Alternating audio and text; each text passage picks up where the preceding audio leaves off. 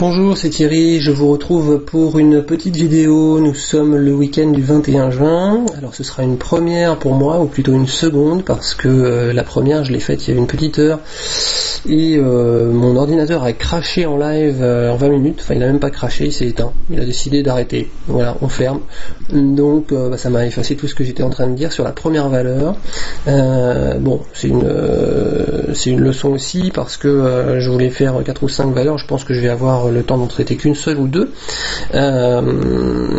sachant que le but, encore une fois, hein, c'est pas de vous montrer des graphes tout faits et de vous expliquer très rapidement où sont les supports et les résistances. Dans cette vidéo, c'est beaucoup plus partie d'un constat qui est que les analyses qu'on a sur le web, elles sont déjà tracées, elles sont déjà faites, et je me dis, quand je vois le temps que je mets moi à tâtonner pour aller mettre des supports, des résistances et tout, que peut-être ça vous intéresse de savoir un peu de quelle façon je commence à faire mes graphes et à me dépatouiller et à choisir tel et tel point pour mettre telle droite plutôt qu'une autre, etc. Donc c'est vraiment une vidéo à caractère pédagogique, c'est pas de la quantité. Si vous voulez de la quantité bien faite avec des supports, des résistances déjà en place et assez rapidement, je vous invite à aller voir les vidéos par exemple de Nicolas Chéron, où là il a le temps de mettre en place plusieurs graphes déjà faits avec je pense que les principaux supports résistances aussi.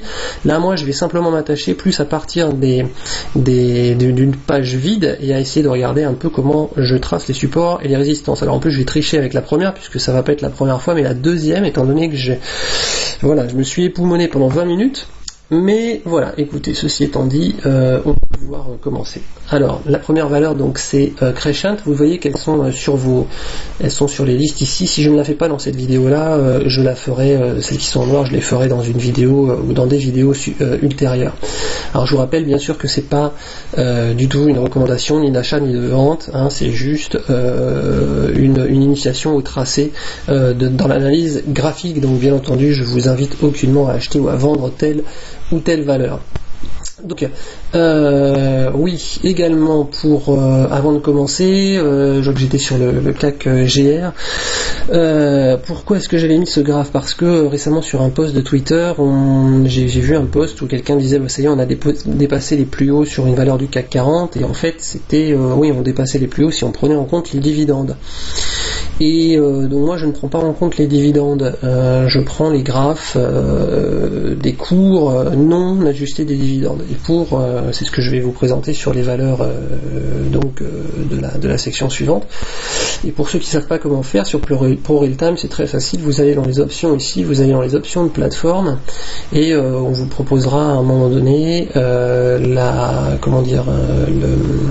l'option de changer les dividendes. Voilà.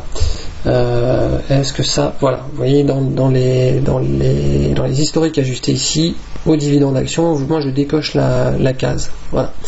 Alors donc on va retourner sur la première valeur donc qui s'appelle Crescent. Donc désolé, je voulais justement pas faire du réchauffé, ça va faire un peu réchauffer vu que je viens de la faire. Au moins j'hésiterai moins sur ce que je suis en train de dire. Et puis voilà, pour les prochaines, écoutez, j'espère que ça se fera en une seule fois. Alors, on va se mettre en trimestriel à gauche pour commencer. Oui, voilà, donc ce que je disais sur cette valeur, c'est que la première chose dont on s'aperçoit tout de suite, évidemment, c'est que c'est une penny stock qui s'effondre. On est allé très très haut, mais sur le long terme, voilà, on voit que c'est vraiment quelque chose qui s'est bien cassé la figure. Donc, on est très proche de zéro. Bon, ça parle de soi, ce genre de graphique. Après, sur la page de droite, je me mets en mensuel, et ce que je disais dans la précédente vidéo, donc excusez-moi, c'est que même si on tend vers zéro, vous voyez les coups qu'on a tendance à jouer sur ce genre de valeur, eh bien ce sont des rebonds rapides, ce sont des mèches hautes comme ça. Par exemple là en unité mensuelle, on les voit bien, on en a une ici, on en a une ici, on en a une ici. Alors on rebondit, et puis on peut passer, vous voyez, de 0,20 à 0,60, de 0,30 à 0,70, donc faire x2, voilà, en l'espace de quelques jours, et puis toujours dans une tendance inexorablement baissière. Ce qui est amusant d'ailleurs, c'est que ça continue de fonctionner, c'est-à-dire que vous allez le voir, puisque j'ai déjà vu la vidéo maintenant, enfin les graphes d'en dessous, c'est que il y a encore des gens qui achètent et qui font des mèches hautes, même quand on est ici à 0,02. Hein. Alors ça peut être dû aussi à des sites internet qui vous invitent sur la base d'analyse fondamentale, etc., spécialisés sur les small caps, qui vous invitent à acheter parce que ça y est, ils ont une news, parce que ça y est, c'est la recovery, etc. Bon, et en général, je ne vais pas donner de nom, enfin il y a une pratique quand même qui me semble assez facile à mettre en place, hein, c'est d'acheter avant d'avoir donné le conseil, de laisser les gugus acheter, et puis une fois qu'ils ont acheté, vous revendez, et puis vous laissez l'action se recasser la figure. Donc je vous invite à être très prudent par rapport à ce genre de site et de conseils, évidemment. En tout cas, vous voyez que grosso modo, on a des mèches hautes, des mèches hautes, des mèches hautes, voilà, et puis qu'on continue de se casser la figure. Alors on va rentrer dans le vif du sujet, et sur cette action-là, le vif du sujet, il commence pas avant l'unité hebdomadaire, étant donné qu'on est quand même dans un truc bien dégradé. Et alors, comment j'avais commencé mon graphe à partir de tout ce truc-là ? J'avais dit déjà, j'essaye de trouver, là, quand c'est haché comme ça, une sorte de tendance de base. Donc j'essaye de regarder un peu la tendance qui va relier pas mal de points et dans lequel vont s'y situer pendant un moment donné un grand nombre de bougies. Bon, et là, au doigt mouillé, j'avais, alors je sais même plus quel point j'avais pris, on s'en fout un peu en fait, j'avais pris comme ça, parce que ce que je disais, c'est que c'est un peu un travail de détective. Vous voyez, au départ, vous allez y aller au doigt mouillé, vous allez regarder, vous allez vous balader comme ça avec votre écran, puis vous allez regarder si vous accrochez des points. Et puis vous allez valider ou pas vos hypothèses. Et donc là, j'avais dit, tiens, là, ça me semble pas mal de la tracer comme ça, par exemple, la première, parce que ça relie pas mal de points de support ici. Vous voyez, on voit une zone support oblique baissière émerger ici, sur laquelle on n'arrête pas de rebondir. Et là, on a vraiment une grosse séance de capitulation. Vous voyez, où on a un très gros chandelier baissier. Donc, si jamais, on enfonce cette ligne provisoirement sur une mèche de bougie, c'est pas ça qui me dérange. D'autant que vous voyez qu'elle continue de jouer son rôle de polarité derrière. Là, elle joue le rôle de résistance, changement de polarité avec deux mèches hautes, et puis les mois d'après, paf, on en ressort, c'est redevenu un support. On va tester le support. Regardez, j'ai même pas fait exprès, hein. On va tester le support précisément. Vous voyez, je suis allé chercher au doigt mouillé là, comme ça, hein, ici. J'ai vu qu'on reliait des points, j'en ai pris un à peu près dans la mêlée. Je continue, je vois que tout ça c'est une zone de support, et puis ici on a même sorti du support du support qui est devenu résistance ici, qui redevient support là, et reteste du support, et puis là on s'envole une fois que le support est confirmé. Bon, voilà comment je vais me dire que ce premier support a du sens, et puis quand je vais regarder derrière, en plus je vois que il joue également le rôle, vous voyez, en termes d'axe de lien parmi ces points là qui descendent. Si je prends une parallèle là à ça, voilà, je vais sans doute avoir un autre support ici, vous voyez, et ce support là, il va aller chercher quoi? Regardez, ça m'éclate, il va aller chercher le point bas qui est ici. Donc là, je suis en train de définir une sorte d'axe, de ligne de tendance, avec une certaine inclinaison, un certain oblique. Je vais me prendre encore une parallèle, parce que je me dis que là-haut aussi, les points là, ils ont l'air de se relier en mèche haute à peu près sur le même canal. Et en allant regarder, je vois qu'effectivement, j'ai pas mal de mèches hautes, j'en ai une ici, j'en ai une ici, j'en ai une ici, voilà, là on dépasse un peu, mais on revient, on réintègre. Puis à partir du moment où on arrive à s'échapper ici de la résistance du canal, on a une envolée haussière. Et là on a une mèche haute avec tous les illuminés qui pensent que ça y est, on va récupérer les pertes, on va retourner à 22€, j'en sais rien, enfin bon, en tout cas ils achètent, comme ils ont acheté du Genoa une fois qu'elle faisait plus 700%, et puis bien sûr les gens qui savent un peu plus en profitent, prennent leur profit, et sur ce genre de valeur, en général c'est payant puisqu'on tend vers 0 avec le temps. Donc là vous voyez, on revient, on tente un tout petit peu là cette zone de support, et puis une fois qu'on l'a refranchi, on s'effondre. On va tenter le point bas ici, et là on commence à avoir une histoire qui émerge. Vous voyez que dans cette tendance baissière, on a vraiment une résistance à la fois ici. Là, elle redevient résistance, et vous voyez nettement qu'elle redevient une résistance, puisque ici, là on a une tentative, on revient, et elle sert à un grand nombre de fois de résistance, et puis à partir du moment où on la dépasse, là, vous voyez, on la dépasse, boum, on a une explosion haussière. Alors si j'avais dû être plus précis, vous voyez, maintenant que je vois le tracé, je vais la prendre un tout petit poil au-dessus, peut-être là, ça suffira. Vous voyez, pouf. Voilà, là on a toujours 2-3 mèches hautes, là on est quasiment dessus, mais vous voyez c'est un tout petit peu plus propre ici, on a vraiment un plus haut, on a une mèche haute très précise, et ici vous voyez que les bougies sont vraiment à l'intérieur, elles sont encore sous la résistance, et puis d'un seul coup, paf, je m'en échappe à la hausse. Donc voilà, je préfère le mettre un tout petit peu plus haut, c'est du tâtonnement, mais ça me paraît assez bien ça. Alors après, qu'est-ce que j'avais fait? J'avais dit, oui, j'avais pas commencé par celle-là d'ailleurs, voilà, hein, on est en UT hebdo, et alors est-ce que c'était sur l'unité mois? Non, ça pouvait pas être sur l'unité mois, donc c'était toujours sur l'unité hebdo. Oui, j'avais dit par contre que, petit conseil, c'est que voilà, moi j'utilise beaucoup, comme je suis sur différentes unités de temps, j'utilise des couleurs différentes pour mes supports et résistances selon l'unité de temps. Voilà, donc en trimestriel je suis en violet, en mensuel je suis en vert, en hebdo je suis en rouge, en journalier je suis en noir. Ça me permet ensuite d'avoir une synthèse globale quand je vais autoriser le visionnage de chacun des supports sur toutes les unités de temps, sur le même graphique, et je vais pas me paumer entre tiens mais ça je suis sur quelle UT. Donc c'est très important pour avoir ensuite sur un graphe toutes les unités de temps et les supports et les résistances représentées. Donc petite astuce si vous le faites pas, moi ça me sert beaucoup. Donc là voilà, on avait aussi, j'avais dit qu'il y avait un avant et un après cette zone-ci, parce que là je vois que j'ai un plus bas. Oui, voilà, et que j'hésitais entre le plus bas qui est ici et le plus bas qui est ici, vous voyez, à l'horizontale, parce que je privilégie tout d'abord, alors ça c'est ce que je disais dans la première vidéo, ça me revient, vous voyez, je privilégie tout d'abord les supports et les résistances horizontales, parce que au moins elles sont nettes et qu'il n'y a pas de débat. Si vous vous trompez dans l'inclinaison d'un support ou d'une résistance oblique, au bout d'une vingtaine de bougies, vous allez avoir un demi-chandelier en plus ou en moins, et ça peut être catastrophique parce que si vous rentrez un petit peu trop tôt, vous risquez de vous prendre une porte de saloon parce que le support oblique en fait n'était pas tout à fait là où vous pensiez. Bon, sur un support, une résistance horizontale, au moins on n'a pas ce doute là, le niveau est très clair. Par contre, un support, une résistance, c'est pas forcément une ligne. Et c'est ce que j'évoquais là, vous voyez, on en a une, c'est un plus bas. Quand je regarde ici, elle correspond parfaitement en inversion de polarité. C'est devenu une résistance ici, c'est devenu une résistance ici.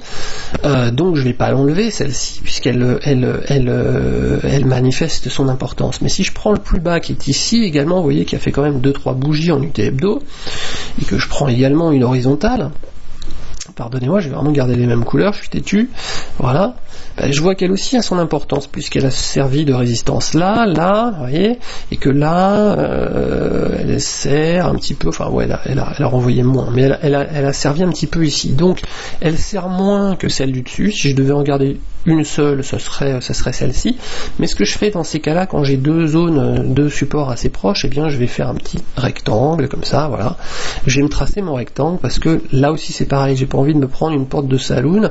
Imaginez on est ici et puis je dis ah ça y est on a dépassé la résistance, et en fait bon c'est une zone, une résistance, donc en fait on est toujours dedans, j'achète trop tôt et je me prends un retour du marché dans l'autre sens et je suis rentré au pire moment. Donc parfois il vaut mieux être un petit peu dans le flou, même si souvent une ligne suffit à relier avec beaucoup de précision, et même sur le très long terme des plus bas ou des plus hauts. Donc là, voilà, on est dans une zone un petit peu large, donc je me permets, je garde cette zone. Et ce que je disais donc dans l'autre vidéo, pardonnez-moi d'y faire référence sans arrêt, c'est que vous voyez qu'on a une tendance baissière dans ce canal oblique, mais qu'à l'intérieur, vous avez une descente en escalier, en fait, et qu'on a un support majeur qui est dans cette zone-là, qu'on est venu tester une première fois, une deuxième fois, et puis à partir du moment où on s'écroule, on passe en dessous, eh bien, on revient le tester une fois, deux fois, on revient le travailler, mais ça marche pas jusqu'au moment où, enfin, on arrive à le dépasser. Alors là, c'est la fête chez les bols. Vous voyez que la fête elle dure pas longtemps puisque c'est en UT hebdo, donc il y a une belle mèche haute et puis on est immédiatement renvoyé vers cette zone rouge et puis ça redevient résistance. Et donc là, ce qu'on voit en UT hebdo, c'est qu'on est en train de travailler une nouvelle fois cette zone rouge, mais en se rappelant que quand même la tendance long terme, ça tend vers zéro cette action quand on la voit en trimestriel, et qu'on a beaucoup de mèches hautes, mais que ces mèches hautes ne durent jamais longtemps. Bien. Maintenant, évidemment, dans les prix, pour l'instant, on est en train de travailler cette zone, on est toujours à l'intérieur, et le challenge, ça va être, est-ce qu'on va réussir à s'en échapper ou pas? Alors, si on va regarder l'unité inférieure, l'unité jour, on voit, déjà on le voit, on le devine dans l'unité hebdo, je vais aller sur unité, celle-ci ne nous sert à rien, je vais aller en unité jour. Voilà, on voit qu'on a un triangle de compression, c'est-à-dire qu'on a à la fois des plus hauts de plus en plus bas et des plus bas de plus en plus haut ici. Alors là, je vais me mettre donc en noir parce que je suis en unité jour, et donc je vois quoi? Alors, vous voyez ici, on a une exagération baissière. Donc, je ne vais pas aller chercher la mèche basse du 10, 7 ou du 16 mars, voilà, en pleine panique coronavirus, pour utiliser ça comme un support par rapport à tous mes autres graphes, la première chose. Si j'ai une zone support plus logique qui apparaît, qui relie beaucoup plus de points bas et qui prend pas en compte cette mèche basse, c'est pas grave. Voilà, hein, c'est pas grave. Je vais pas faire ça à tout prix pour avoir tous mes points. Il vaut mieux être là et faire quelque chose comme ceci. D'accord, dans un premier temps. Mais là aussi, j'ai un petit souci. C'est-à-dire que là, vous voyez, je suis un petit peu loin de la zone de support. J'ai deux mèches basses ici, mais enfin, j'ai pas un troisième point. C'est pas top top. Si je trace une droite comme ça rapidement, c'est parce que j'essaye de faire que le graphe réponde à mon besoin d'avoir un support qui prenne tous les points. Alors que si je laisse parler le graphe et que j'essaye de m'adapter au graphe et pas le contraire, je vais simplement essayer de lui laisser me dire ce qui se passe au lieu de lui imposer quelque chose. Et comment est-ce que je fais ça? Je vais continuer mon travail d'investigation, je vais simplement regarder des droites qui me permettent de relier pas mal de points. Moi, j'aimerais bien avoir ce groupe de points. Où est-ce qu'elle me mène, cette droite, quand j'ai ce groupe de points-là? Elle me mène plutôt par ici, vous voyez. Elle me mène plutôt dans ce sens-là. Alors, si je fais focus sur cette droite-là plutôt, qu'est-ce que je vois? Ah, j'ai une autre histoire qui se forme. Je vais continuer ma petite histoire. Voilà, on est à peu près, on va dire ici, là. Voilà, on est dans un canal très légèrement baissier, vous voyez, où on vient régulièrement s'appuyer sur ce canal et puis rebondir dessus. Il suit aussi les bandes de Bollinger, 20 périodes, 100 périodes, etc. Bon. Puis là, d'un seul coup, il y a une capitulation, donc évidemment, on s'enfonce, c'est la panique, on vend, on commence à racheter, et là, en rachetant au départ, eh bien, on se heurte à une résistance, dans un premier temps. On se heurte à une résistance haussière, d'accord? Cette résistance haussière, elle est manifestée par cet ensemble de spikes, là, vous voyez, que j'avais même pas remarqué, mais en reliant cette ligne-là, finalement, j'ai une histoire, là, qui se tient. Dans un premier temps, ici, c'est une zone de résistance. Et puis, à partir du moment où on arrive à la franchir, paf, il y a un dépassement, d'un seul coup, on arrive, on fait une flèche haute, on revient, et cette même zone, redevient cette fois-ci support, et on s'appuie dessus. Et vous voyez que là, il y a une cohérence dans l'histoire de la vie, de mon action. Ça devient beaucoup plus clair. Ici, la tendance, c'était ça, le support, c'était ici, en journalier. Là, on s'enfonce, panique, débeule. On remonte et on se heurte à une résistance. Et puis, on la dépasse, exubérance. Oulala, on va trop vite. On redescend, on vient s'appuyer, on vient tester ce nouveau support, cette nouvelle inclinaison, ça tient. On réessaye, mais on rebondit moins haut. Et là, maintenant, on revient tester à nouveau. Et ça marche encore, mais on va voir jusqu'où on va rebondir. Et puis dans l'autre sens, pareil là, on a une flèche haute, je ne vais pas forcément prendre en compte le plus haut ici de cette exubérance haussière pour mon histoire. Mon histoire, elle me dit quoi pour l'instant? Si je vais prendre un point haut, par exemple celui-ci plutôt, vous voyez, et que je trace ensuite l'axe. Alors voilà, en gros, je vais avoir, alors c'est au doigt mouillé encore une fois. Mais vous voyez qu'on a un triangle ici qui relie pas mal de points hauts, ici, puis là ici, mais comme par hasard, on a une mèche haute aussi, vous voyez, dans la dernière séance, et on est en train de redescendre. Donc là, le combat actuel, il est entre les haussiers qui utilisent maintenant cette zone support là, et puis les baissiers qui considèrent que on prend nos bénéfices à chaque fois qu'on à part cette exubérance haussière là, cette flèche haute, à chaque fois qu'on dépasse ce trait là. Donc on est à l'intérieur en unité hebdomadaire de la grosse bataille qui est ici. Si jamais on dépasse cette zone de résistance, eh bien on pourrait peut-être aller voir plus haut. Il faudra faire attention. Vous voyez qu'on est sur une MM20 ici, on a les Bollinger qui commencent à se réincliner à la hausse, donc tout ça c'est pas mal, mais en même temps on n'est pas sorti là de nos affaires. La zone de résistance horizontale, elle est vraiment ici, on est toujours à l'intérieur, donc attention à ce que nous dit l'unité hebdomadaire. Et puis en unité jour, voilà, le job il est ici, et alors on peut s'amuser à faire dire, pardon, je veux pas vous donner de conseils de trading, je suis uniquement dans le cadrage, donc je ne dis pas à quoi je m'amuse, mais enfin en général, quand je suis dans des triangles où on a un peu plus d'espace, eh bien bon bah voilà, en général dans le triangle j'essaye de faire des ping-pong si d'autres indicateurs confirment ça, et puis bien entendu ensuite je suis vigilant à la sortie du triangle pour voir si on a une accélération soit à la hausse, soit à la baisse. Bah ça, sur cette valeur là, voilà, on devrait le savoir assez vite. Voilà pour ce premier exemple. Vous voyez, je vais rester uniquement sur une seule action, mais j'espère que le côté pédagogique vous sera utile. Dites-le moi sur Twitter si ça vous sert. Voilà, pour que je vois si j'en fais d'autres. Ou si j'en fais pas. Je pense que comme je le fais de façon complètement bénévole, je vais ouvrir aussi un petit porte-monnaie qui vous invitera, si vous avez envie de mettre 1 euro parce qu'il y a une de mes vidéos qui vous a servi, ou l'ensemble de mes vidéos qui vous ont servi. Eh ben écoutez, ça sera avec plaisir parce que ça demande pas mal de temps, surtout quand l'ordinateur crash et que je dois tout refaire. Donc voilà, ça m'aidera. Moi c'est totalement libre, mais bien sûr, bon bah ça motive aussi à continuer, à s'accrocher, à vous donner de la valeur si vous le percevez comme de la valeur. Voilà, je vous souhaite un excellent week-end. J'espère que j'aurai le courage d'en faire une deuxième aujourd'hui. Sinon, je n'oublie pas la liste de titres que vous avez vus en début de vidéo. Bonne journée.